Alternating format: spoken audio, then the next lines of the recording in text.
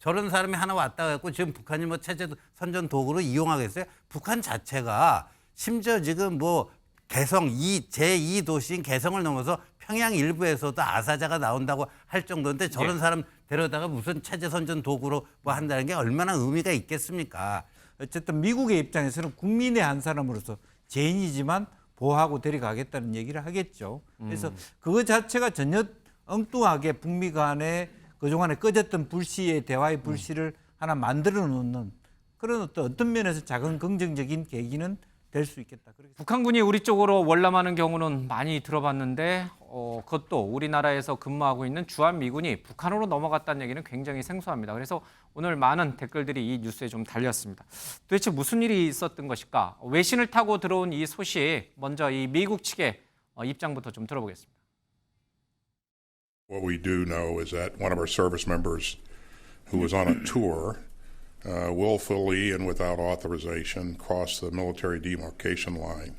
We believe that he is in the BRK custody. 조금 정리를 좀 해보도록 하겠습니다. 2021년 1월 이 병사 트래비스 킹이라고 하는 2등병입니다. 주한미군입니다. 이 병사는 정찰병으로 미군에 입대를 하게 됩니다. 그런데 입대 이후에 주한미군으로 활동하면서 그냥 평범하게 군 생활을 한 것은 아닙니다.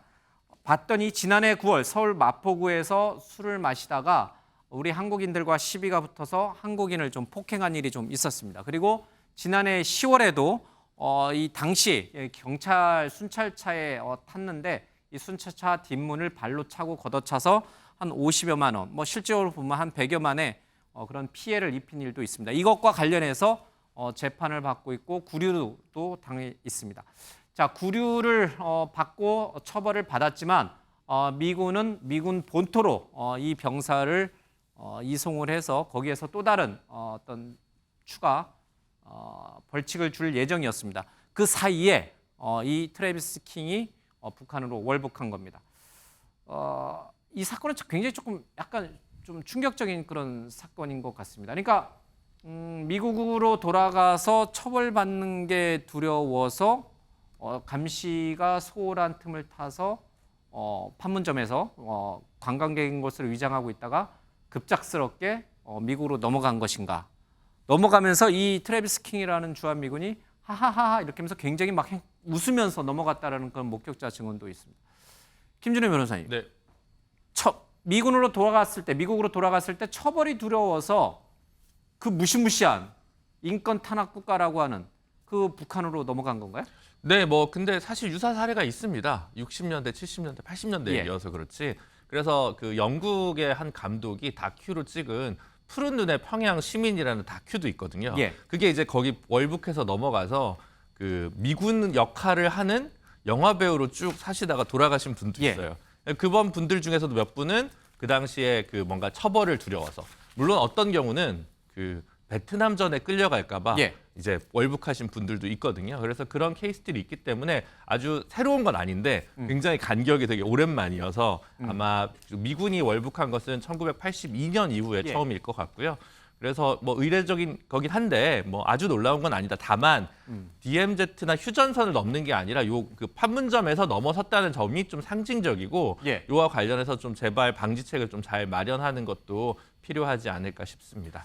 이분들은 어떻게 됐어요? 1962년, 63년, 65년에 북한으로 넘어간 사람들은 어떻게 다시 미국으로 돌아왔어요? 아니면 거기서 살다가 거기에 묻혔어요? 세 분은 거기서 사망하셨고요.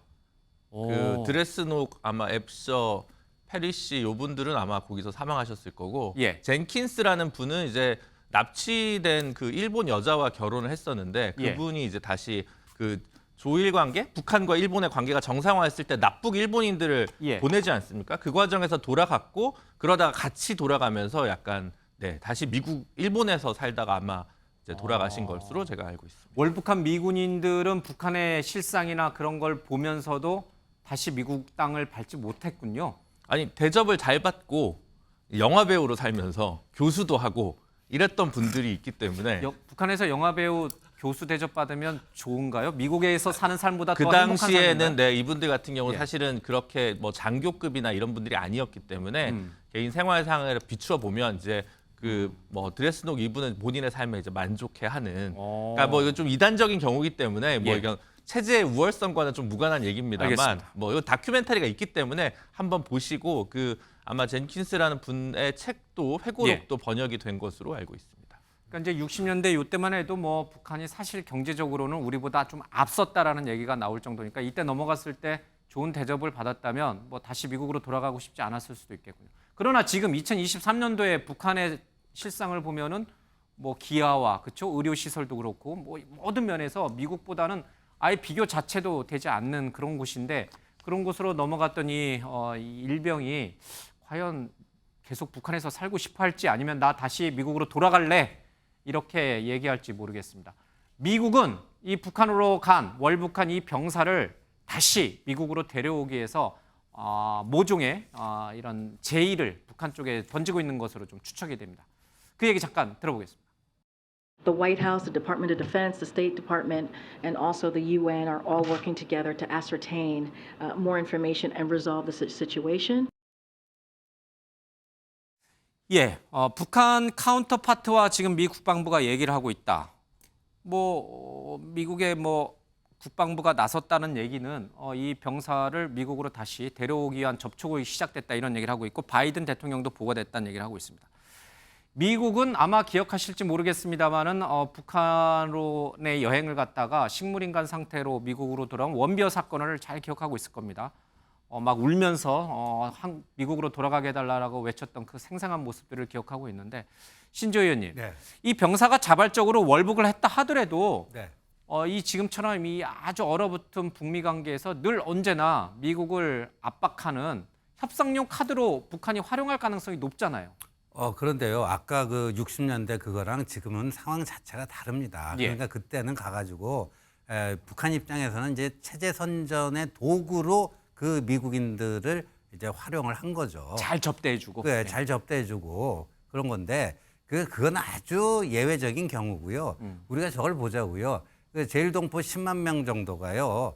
김일성이 이제 귀국하라 그래갖고 지상 낙원인 줄 알고 10만 명 정도가 갔다가 만경봉호 타고. 예, 만경봉 아주 비참한 최근에 그래갖고 뭐 탈북한 분들도 굉장히 예. 많고요. 그분들 얘기 참 들어보면 기가 막힐 정도입니다. 근데 예, 제가 봤을 때 저 트래비스 킹 저 친구는 예. 오토 원비어 사건도 모르고 철부지처럼 그러니까 우리가 뭐 늑대 무서워서 뭐 피하니까 뭐 호랑이 만나는데 지금 그런 정도가 아니거든요. 예. 잘못하면 저 이상한 꼴 당하기가 굉장히 쉽고 저런 사람이 하나 왔다 갖고 지금 북한이 뭐 체제 선전 도구로 이용하겠어요? 북한 자체가 심지어 지금 뭐 개성 제2 도시인 개성을 넘어서 평양 일부에서도 아사자가 나온다고 할 정도인데 저런 예. 사람 데려다가 무슨 체제 선전 도구로 뭐 한다는 게 얼마나 의미가 있겠습니까?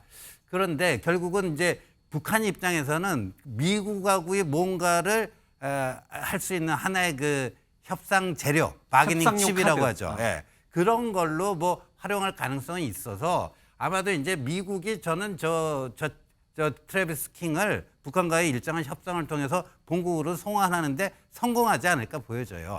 예, 그 대신 북한도 뭐, 그냥 붙잡아두고 싶어하진 않아요. 예, 북한에게 뭔가는 일정한 기브 앤 테이크는 있어야 되겠죠. 그러면 저 트래비스 킹은 어떻게 되겠어요? 가중처벌 받겠죠. 예. 북한 입장으로서도 트래비스 킹을 정치적으로 북미 관계를 위해서 개선을 위해서 뭔가 모종의 협상용 카드로 활용할 가능성이 높다. 자, 이게 좋은 쪽이든 나쁜 쪽이든 트래비스 킹의 미국 송환을 위해서 북미가 접촉하는 계기가 되는 건 또 맞는 것 같아요. 좋은 쪽이든 나쁜 쪽이든 네, 북미가 다시 협상 테이블에 앉는 거잖아요. 그렇습니다. 그런 부분으로 인해서 북미 관계가 개선이 되고 혹여나 그 여파가 남북 관계 개선에도 영향을 줄 수 있을 것인가? 뭐 장기적인 차원에서는 아니지만 예. 우리는 기본적으로 어떤 북미 간의 나름대로 북한으로서는 실제로 미국과의 네트워크를 가지는 그 자체가 나쁘게 생각하지는 않을 겁니다. 예. 굉장히 최근에 강한 의조로 핵 잠수함이 들어오는 데 대해서 포도 쏘고 뭐 강하게 얘기하지만 예. 실제적으로 오늘 미사일도 뭐, 쏘고 뭐 네, 예. 우리나라를 대한민국이라고 호칭했다는 정도는 남북 간의 어떤 뭐 아태평화위보다는 북한의 어떤 외교부가 외무성이 활동할 수 있는 공간이 더 커졌다는 의미에서 북한 예. 입장에서는 자그마한 호재로 생각할 수 있을 것 같고, 다만 이제 미국이 이 차원에서 북한에 질질 끌려가지는 않을 거예요. 예. 뭐 정말 그 민간인도 아니고 자발적으로 넘어간 범죄인이기 때문에 예. 어떻게 보면 범죄인 인도 조약 뭐 그런 이야기를 하게 됐습니다만은 어쨌든 미국의 입장에서는 국민의 한 사람으로서 죄인이지만 보호하고 데려가겠다는 얘기를 하겠죠. 그래서 그거 자체가 전혀 엉뚱하게 북미 간에 그동안에 꺼졌던 불씨의 대화의 불씨를 하나 만들어 놓는 그런 어떤 면에서 작은 긍정적인 계기는 될 수 있겠다, 그렇게 생각이 됩니다. 그 긍정적인 전망은 어디까지 보세요? 정말 전격적으로 북미 관계가 개선이 되고 대화가 재개되고 남북 관계에도 이제 해빙 모드로 간다, 이 정도까지 기대해도 됩니까? 아니면 그렇게 큰 거기까지는 기대를 할 수는 없을 거라고 보여지지만 어쨌든 완전히 북미 관계가 완전히 단절되고 끊어지는 것보다는 이어갈 수 있는 계기점이 되었다는 예. 측면에서 일단 거기까지만 볼 수 있지 않을까, 그렇게 보여집니다. 북한은 계속해서 이 고체 연료까지 실은 이제 화성 18형까지 이 ICBM 대륙간 탄도미사일을 쏘고 있고, 미국은 핵 잠수함이 지금 우리나라에 기항을 하고 있고 아주 극단적인 어떤 대치 국면이 이어지고 있는데, 엉뚱하게도 이 트래비스 킹의 이 월북 사건을 위해서 그 무드가 조금 화해 무드로 바뀔 가능성은 좀 있다. 좀 기대해 보겠습니다.